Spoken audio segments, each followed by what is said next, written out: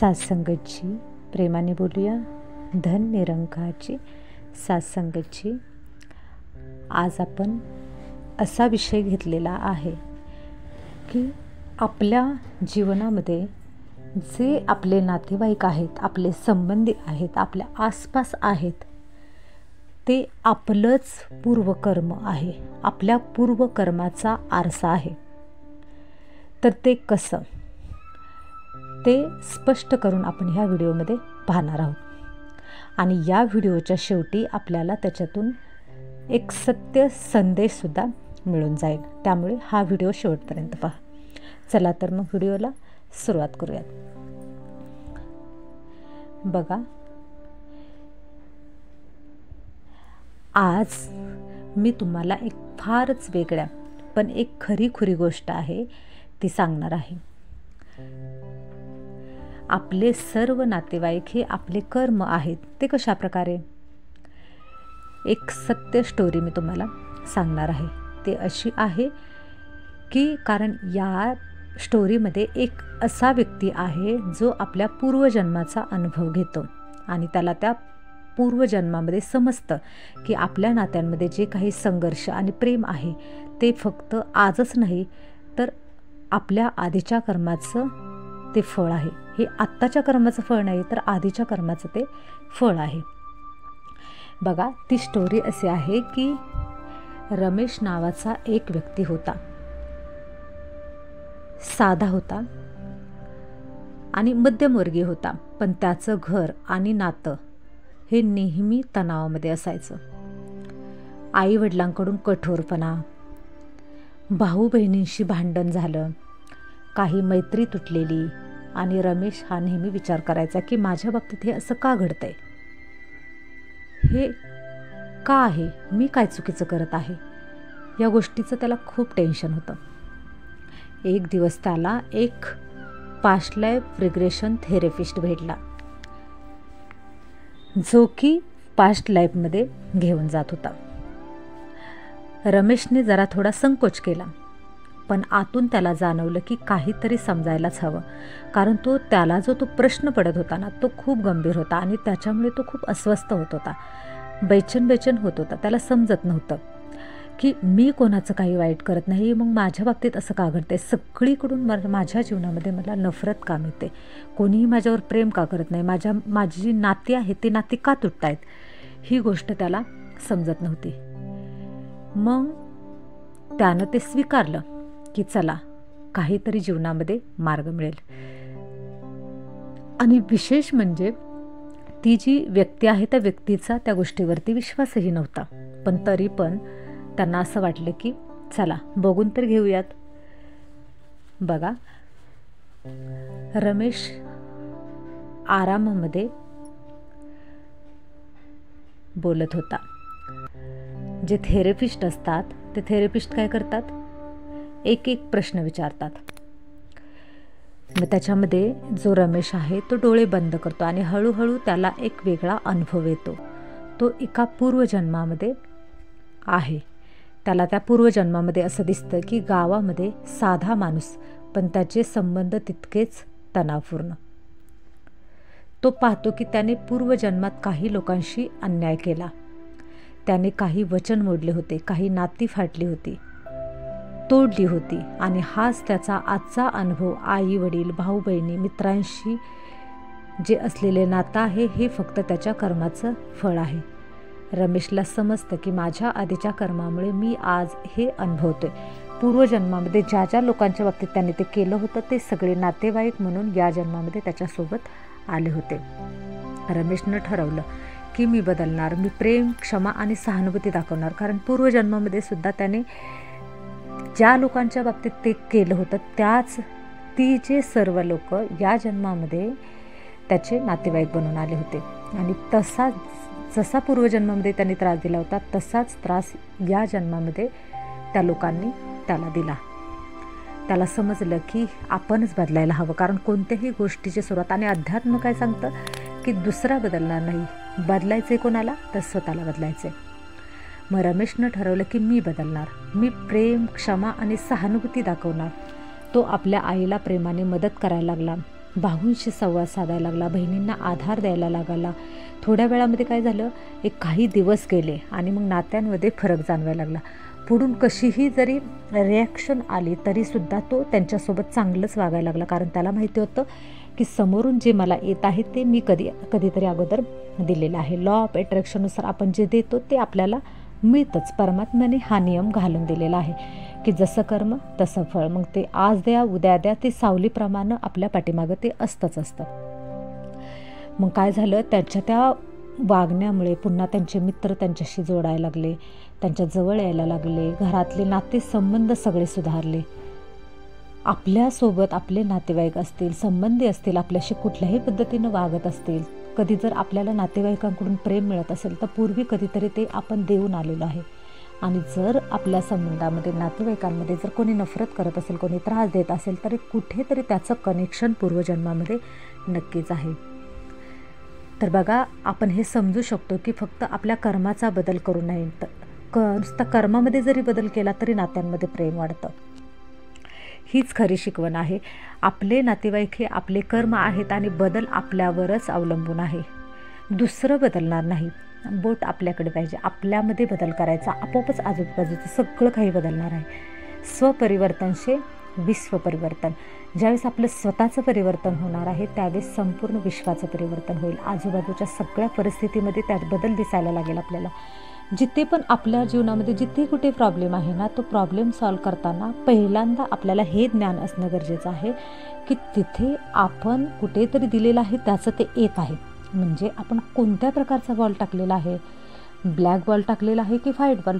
Black ball म्हणजे वाईट कर्म, व्हाईट बॉल म्हणजे चांगलं कर्म.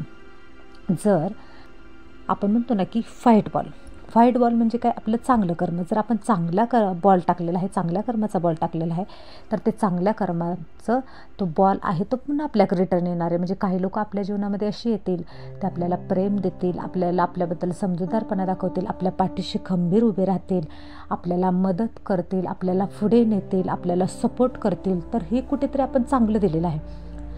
पण आपल्या जीवनामध्ये अधोगतीसाठी कारणीभूत असणारे अशाही काही व्यक्ती येतील. त्यावेळेस समजायचं की कुठेतरी आपण पूर्वजन्मामध्ये तो ब्लॅक बॉल दिलेला आहे, त्याचं ते रिटर्न आपल्याकडे येत आहे.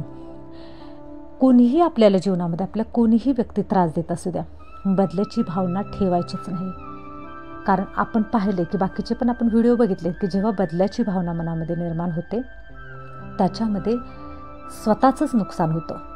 स्वतःच्या शरीराचं नुकसान, स्वतःच्या मनाचं नुकसान, आध्यात्मिक लेवलला नुकसान आणि आनंद आपला हिरावून घेतला जातो. आपला आनंदच आपल्याजवळ राहत नाही, आनंदाचा झरा आपल्यामध्ये उमटलाच जात नाही. आपल्या जीवनामध्ये फक्त दुःखच येतं. का? कारण ह्या निगेटिव्ह गोष्टींमुळे येतं. आपल्या आजूबाजूला बरंच काय घडत असतं आणि आपण काय करतो, त्या लोकांचा विचार करत बसतो. ह्याने असं केलं, त्या व्यक्तीने असं केलं, तिने व्यक्ती असं, ही अशी व्यक्ती आली, त्या व्यक्तीने हे केलं ते केलं. विनाकारण आपण निगेटिव्ह चिंतन आपल्या मनामध्ये सुरू असतं. पण आपल्याला जेव्हा या गोष्टीचं ज्ञान होईल की आपल्या अवतीभोवती जे आहे ते माझंच पूर्वकर्म आहे, माझ्याच कर्मफळाचं ते मला काय म्हणतात ना फळ मिळालेलं आहे, रिटर्न मला मिळालेलं आहे, हे जेव्हा आपल्या मनामध्ये भाव उमटतील ना त्यावेळेस परिवर्तनाची पहिली पायरी आपण गाठलेली असेल आणि आपण पुढच्या व्यक्तीला सहज क्षमा करतो. त्या व्यक्तीसाठी नाही पण आपण स्वतःसाठी क्षमा करायची. कारण जर आपण क्षमा केली तर आपल्या ब्रेनमध्ये हॅप्पी हार्मोन्स तयार होतात, आपल्याला खूप छान वाटतं, आपल्याला सुकून मिळतो आणि आपण आनंदित होतो. पण जर आपण पुढच्या व्यक्तीला क्षमा केली नाही, त्या पुढच्या व्यक्तीबद्दल तिरस्काराची भावना ठेवली, ईर्ष्येची भावना ठेवली, द्वेषाची भावना ठेवली, तर याच्यामध्ये नुकसान दुसऱ्या कोणाचंच नाही आहे, नुकसान आपलं स्वतःचं आहे. आपण पाठीमागे जे वेगवेगळे व्हिडिओ बनवलेले आहेत त्याच्यामध्ये बघा हे सविस्तर पद्धतीने सांगितलं आहे की कशा पद्धतीने आपण ज्यावेळेस आपल्या मनामध्ये ईर्ष्येची भावना होते, तिरस्काराची, अहंकाराची, जे विकार आहेत ना, आपण म्हणतो ना षडविकार जेव्हा आपल्यामध्ये तयार होतात त्यावेळी आपलं कशा पद्धतीनं नुकसान होतं याच्यावरती आपण वेगवेगळे व्हिडिओ बनवलेले आहेत. ते व्हिडिओ पण नीट व्यवस्थित ऐका, त्याचा अभ्यास करा.